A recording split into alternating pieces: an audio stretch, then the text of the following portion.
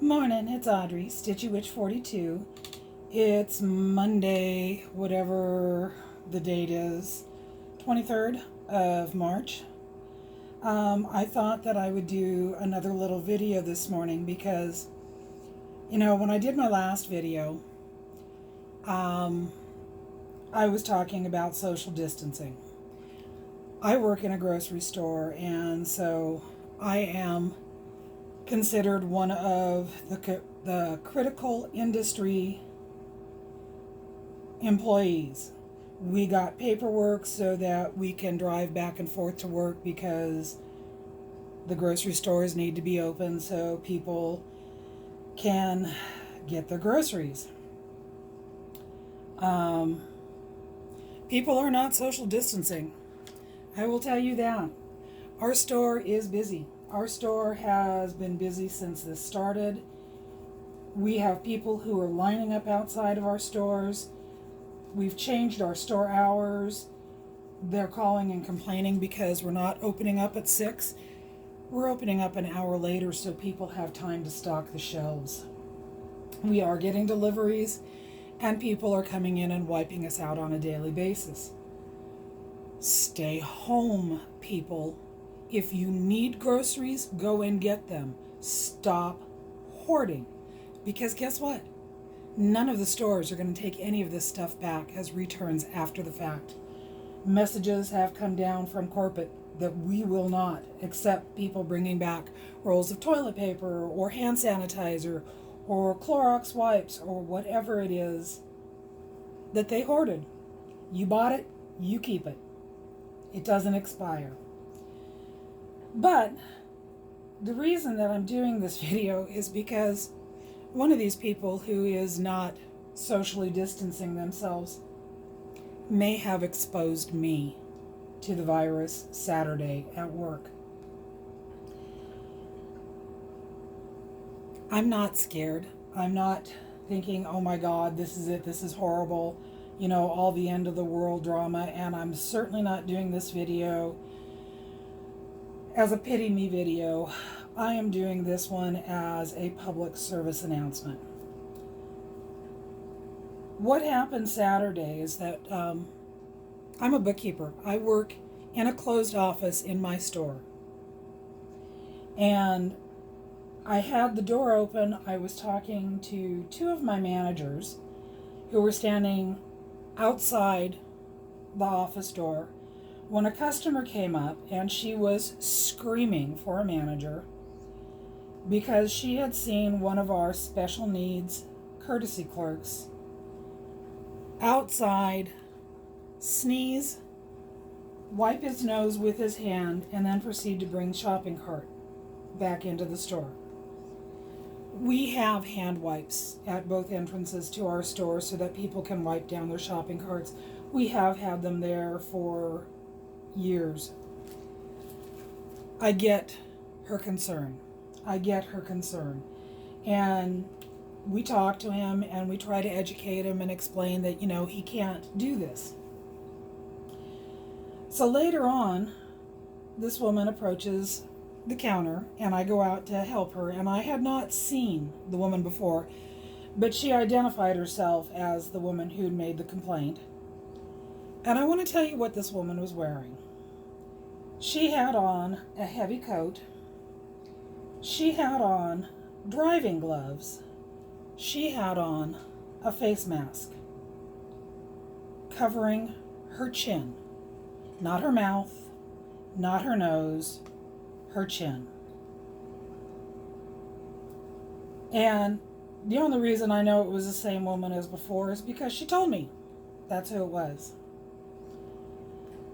She was upset now because she thought she was overcharged on her bananas. And I did the math for her, and she was not overcharged on her bananas. But while I'm sitting there taking care of this customer who is just on the opposite side of the counter, she proceeds to tell me that both her son and her daughter-in-law have the coronavirus.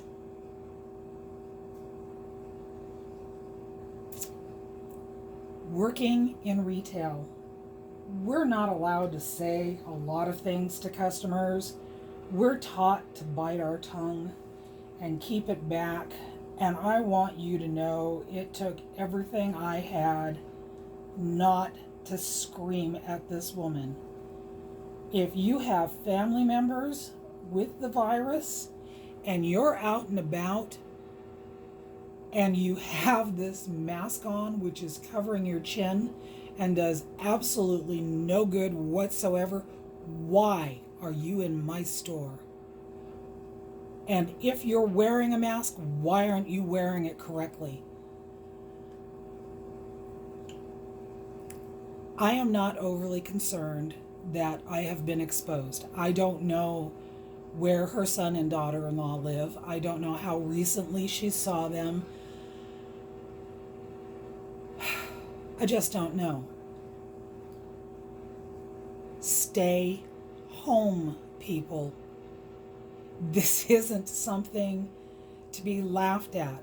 Mark keeps wanting to go out and drive about and get things for his Jeep to work on, and I keep yelling at him that he needs to stay home, and he keeps looking at me bug-eyed like I don't know what I'm talking about. And it's, Mark, I work at a grocery store. We are doing, seriously, we're doing the sales right now that we would do Christmas week because people are hoarding products. If you need it, go buy it. If you don't need it, stay home. It's that simple. Social distancing. It's necessary. It's important for yourself, for the people you come in contact with, for your loved ones. At this point, having this woman tell me this, that she has family members and she may or may not have exposed me to it, I am making sure that I stay away from my granddaughters for the next 2 weeks because I don't want to be the carrier. I have to go to work. I work in a grocery store. We're dealing with all the idiots who don't understand what social distancing is. Do I sound a little bit ticked off? Yeah, I am. I am really, really ticked off. Stay home. So, take a breath here. Let you know what I'm working on. My last video, I said that I didn't have the fabric or the flosses that I needed, and I had called Acorns. I received my Ada 2 days later. I received the flosses that I needed 2 days later, and I had her all ready to go. This is Alphonse Mucha, Morning Awakening. I've started it. And I am playing with this one a little bit different than I have done in the past because normally I stitch all the way from one side to the other and I work back and forth. But because of the abandoned Mucha and not having the details in the abandoned Mucha that I wanted, this one I'm working on one page. And I want to see how the details come out in this one page before I spread out and do my normal thing. So that's it. It's my short and maybe not so sweet PSA about social distancing. If you can afford to stay home, stay home. If you can't afford to stay home, stay home. It's important, people. We don't know who the carriers are, who's going to get it, who's going to carry it on to somebody else. Because if it has a 2-week incubation period, how many people do you come in contact with in those 2 weeks that you might be passing it on to? And then how many people do those people come in contact with? And who might they be passing it on to?